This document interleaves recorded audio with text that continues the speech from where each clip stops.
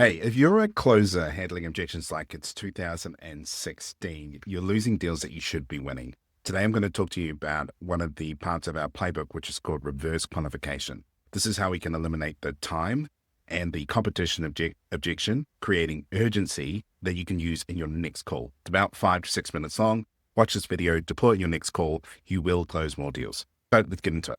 All right, let's talk about part one. So part one of this process is called pre-framing, and I want you to think about that as planting seeds in your buyer's mind. So pre-framing involves strategically asking questions that create doubt or clarify or loosen up potential objections that we need to handle later. So we call this subtle seed planting, where we introduce ideas that subtly counter common objections without directly mentioning them, and proactive objection prevention. So by pre-framing, we ensure that objections like, I need to think about it, never fully materialize. So we're loosening up that belief system or that excuse before it happens so that the closing process is smoother. And I always like to say that if we're handling objections at the end of the call, it's already too late. There's a famous quote from Dale Carnegie's book where he talks about a man who is convinced against his own will is still a man of his own will. And I love that quote for sales because it really reinforces the harder that we convince someone, the less persuasive that we are. So to be the most persuasive, we want to be indirectly persuasive, which means we approach it from the side where we feel like we're making a decision together. So let's talk about the time objection. And essentially, this is about active listening, right? Where we're trying to look for clues that the prospect is saying that they're busy. And some of the things could be like, I'm busy, maybe next quarter. They're signaling that they have like an issue with time. And so we want to dig into that. So, so you say that you're busy, but you want to grow the business or you want to change your sales results. Like, what's this costing you if you don't actually do anything about it? How long has this been going on? What are some of the consequences tied to it? So we want to dive into this time and loosen it before it becomes a problem later by just getting them thinking about, if I am really not focusing on this and I am putting this off, what actually happens as a result? And this is part of this pre-framing thing that we're talking about. It's very subtle. We just add a couple of questions just to create a little bit of focus or awareness around the blind spots that they're not focusing on. And so by prompting them to articulate the cost of an action, you empower them to argue against their own future delay, making the need more time objection irrelevant. Right? That's that whole a man convinced against his will is still a man of his own will. So let's talk about the time competition, pre-framing competition. So you might hear this, I'm shopping around, I need to compare, etc. And so what we want to do is we want to look at what's really going on underneath the surface. Usually this objection is a smokescreen objection for I've been burnt before in the past. Therefore, this is why I'm shopping around. So what we want to do is we want to dig into, so what have you tried that didn't yield the results that you wanted? What specifically led to you reaching out to us as your service provider? So when you hear this objection of like shopping around, it's usually because somebody has been burnt before in the past. So we want to understand what were the bad experiences so that they feel heard, so that when we handle that towards the end of the conversation, it's less unconscious, it's less below the surface. We've kind of pulled it out a little bit. So these questions highlight their previous disappointments, your unique value proposition, and when competitors are mentioned later, your own words serve as ammunition for the solution. So let's talk about part two now, which is reverse qualifying, which is turning objections into reasons. And the mistake with this is it's so incredibly simple that people think it's not powerful. But if you deploy this in your next conversation, you will be amazed. This is the stuff that we've had clients that have come into the playbook, they've picked up one thing, this one thing, they've deployed it, and they've closed deals because of it. Because these two things that we're going to do create urgency, overcome the time objection and the competition objection. They get prospects to buy into your sales process and sell themselves. So this is where we guide prospects logically to dismantle their own objections before they arise. It's about pre-mitigating and loosening objections before they take hold. And there's kind of three parts to it. So the first part is they empower the self-correction. Instead of pushing, you help them pull themselves towards the solution. So this is instead of convincing them, where we're getting them to walk towards us, to walk towards our solution, which just feels better because nobody likes to be sold to, right? You've heard that 1,000 times, but they do like to buy. So when we do it this way, it feels collaborative. We also use their logic. So we utilize their previous statements to highlight inconsistencies in their current objections. And this is really powerful because my word is garbage, but your word is gospel, if you've heard that phrase before. Essentially, what that means is it's part of the Cialdini's laws of influence, which is they are more likely to act in accordance with something that they have said because they have said it. And this is the law of consistency and commitment, where if they say they're going to do something or they've said something, it must be true, right? Because I said it. But if I tell you that, that cat was black and brown, there's a little part of you that goes, yeah, but was it more black or was it more brown? But if you say, I saw a cat that was black and brown, then you're more likely to believe what you have said. And this is the logic that goes into this, is if they say it, it is more powerful than if I say it or try to convince them of it. So this is no non-manipulative persuasion. It is literally letting them talk themselves into the sale or helping them overcome their own objections with their own reasoning, with their own logic. So let's talk about reverse qualifying the time objection and how to create urgency. And if you're getting now's at the right time, or I need to think about at the end of the call, it's already become more difficult to overcome. If we can, however, loosen or preempt the objection before the end of the call, it's much easier to deal with. And so this is how it works, right? So the objection is I need to think about it, now's not the right time, etc. So towards the end of the conversation, what we want to be doing is we want to deploy something or a question or a variation of this.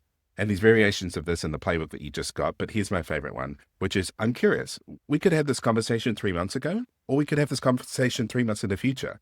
Why is now the right time? And just notice the tone that I've said that there, which is like, it's not as like, why now?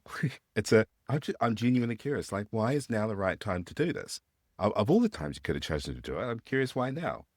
And what we're doing here is we're getting them to tell us why now's the right time, their urgency, why they reached out, why they booked in. And it's so much more powerful than saying, now's the right time to do this, versus, hey, like, why now? Like, why'd you get the playbook now? Rather than now's a good time to get the playbook. So, I mean, you kind of, I'm, laboring the point here, but you get the idea.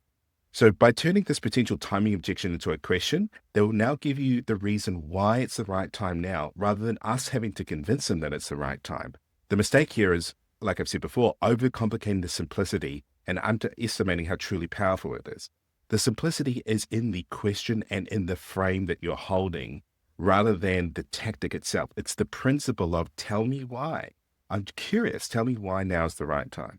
So the next one that we have is the competition. So the same logic applies to the competition as it did to the other objection. We want to preempt it with the other stuff that we've like loosened it up. We've been curious. We've tried to see what's underneath.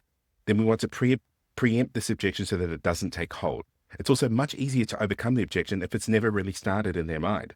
So this is for the, I want to look at other options, I want to shop around type vibes. So what I usually do is I kind of stack these objections or these reverse qualifications together in a series, and I'll tell you more about the series in a moment. And so it would go something along the lines of this. Okay, cool. So like, thank you for telling me a little bit about why now. I just got another question here, which is, obviously there's a bunch of other sales trainers out there. There's a bunch of other providers. I'm just curious, why me? Why us? And so by doing this, then they're going to tell you, well, I really liked the YouTube video that you did, or we saw your ad, and it just kind of, that thing really resonated with me. And so I really liked it. And so what they're doing here is they're telling you all the reasons why they like you, right? Which is so much better than you trying to sell yourself to them. You get them to tell you why you're a good fit. So this will flip the shop around objection and get your prospects to start thinking about why you're the solution to their problem. So let's talk about some bonus tips for making this work. So to truly master this reverse qualification and maximize its impact, there's a few things we want to keep in mind. Number one, I've said this a few times, but embrace simplicity. The power of these questions lies in their directness, not the fluff and all that kind of stuff. Avoid overcomplicating or over-explaining. Just ask and listen. So essentially, you could actually boil both of those objections down to two things, which is why now, why us? If you really wanted to keep it super simple, just remember those two things right before you close. Why now, why us? So the second thing is control the conversational flow. So these techniques are most effective when prospects have initiated contact, allowing you to guide the discussion from a consultative position. So it's less effective when you're doing outbound, you call someone up cold and say, so why us? They're like, well, you cold called me. And so these work best when we are in conversational flow, where they've booked in, they're consulting, they've asked for a quote, we're going through, and just before we close, we're building up this momentum. So why us, why now? So talking about when do we use these? So we deploy these questions just before the close to stack momentum. And I like to pair these with the reverse selling, which is also in the playbook. But it goes something a little bit along the lines of this: is we've had the discovery phase and questions. I summarize what's going on, the gap between where they are and where they want to be. We've talked about consequences and goals, all that kind of stuff. And then I've said something along the lines of, okay, cool. So you wanted to double your close rate. You wanted to make $10,000 to $20,000 commission in the next 12 weeks. All right. So what do you need from us in order to make that happen? So what we're doing there is, instead of pitching our product, we're saying, well, what do you need from me in order to make that happen? What's going to help you achieve that goal? What do you need? What were you looking for? Until they start selling you the reasons why. Then the second thing is, after they've said that, we go, okay, cool. Why now? Or, this conversation could have had 3 months ago, 3 months in the future. I'm just curious, why now? And then the next one, why us? Right? So you can do the short version or the long version, whatever feels normal to you. And so what you're going to do here is you're going to build this closing momentum where they're going to tell you what they want, why they want it, why now, and why us. And then the last thing I would say is maintain the right tone. So be mindful of your delivery here. We don't want to come across as the interrogator. So if you listen to the way that I say it, I'm just curious. Why now? So it's not I'm curious. Why now? I'm not trying to yeah, force them into answering their question. I'm genuinely curious. And that's a big part of this, right? Is we want to understand their motives for wanting to buy. And if we understand those motives, they're more likely to buy anyway. So bringing it all together, we have the reverse qualification method. The reverse qualification method is a two-step process that transforms how you handle objections, making you more effective and persuasive. And we have the pre-framing, which is locating potential objections, listening for potential objections around competition and shopping around and pricing and all that stuff, and then asking questions to uncover what went wrong, getting clarity around those objections, then utilizing those answers as we go to close through reverse qualification questions, which is when the objections arise, we create questions that use their own words to overcome it. So yeah, long short is, instead of debating, we just simply hold up a mirror and say, why? Which I know sounds so incredibly simple, but I promise you that if you use this in your call tomorrow or the next day, you have a completely different prospect on the other side. That you will get less, I need to think about it. You'll get more urgency. You'll get less shop around, and you'll close more deals. So this is a part of our comprehensive Trusted Advisor coaching program. So if you want some help with this, pre-framing scripts, flip frameworks, live practice sessions, and you're looking to boost your conversion rate from 30 to 50% or even make more commission, then just apply. There should be a link in one of the upcoming emails where you could just fill in an application. And if you're a good fit for us, we'll book a call and then we'll talk about the best way for you to move forward. Otherwise, enjoy the playbook so far, and I'll see you in the next video.